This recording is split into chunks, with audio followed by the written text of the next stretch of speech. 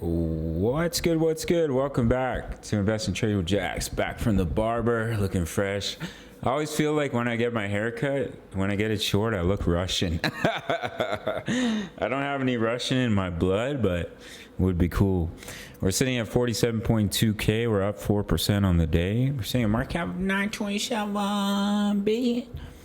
25 volume, 35 billion. So, extremely juicy. Massive wave 3, overextended wave 3. I told my Discord members to look at the 261.8. We shot right up to it. Of course, wave 3s can overextend all the way to the 425% fib level. But if we do pull back from here, I can give you a target zone. If we were to start to pull back in a wave 4, as you can see, we're heading towards that local high of 49K. There's quite a few members in my Discord that don't think we're going to break it. So we'll have to see how that plays out. Yeah, so if we were to pull back from here, your target for the 4 would be in between 46.4K and the 50% all the way down to 45K. So if we do pull back, everyone's going to think, you know, there's going to be a crash, and anything can happen. There could be a crash.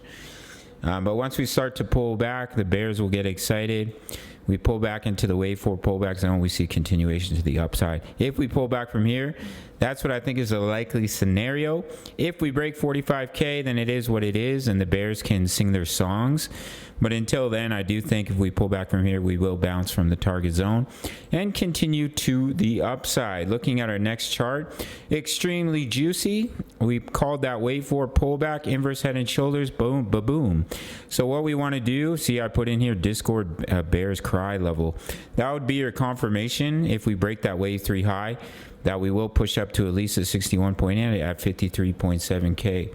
If we fail to do so, then we'd have to, and we see a large dump. Yeah, we'd have to look at a bearish scenario. I don't think it's the more likely scenario.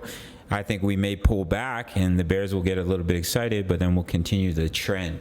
DXY, just a little retest here of this channel. I do think we'll see continuation up, which could be potentially negative for BTC, but I see that little retest right there and then continuation to the upside. But I do think BTC, if we pull back from here, we'll bounce in between 46.4 and 45K before continuing back to the upside. We'll have to see how everything plays out. We absolutely smashed it on a Matic trade. I'll throw it up on the screen. We're killing it on our Solana trade. Our Gala trade's in profit. We have a trade for XRP. We have a trade for VeChain. I think VET might be in profit now too. I'll have to check it out.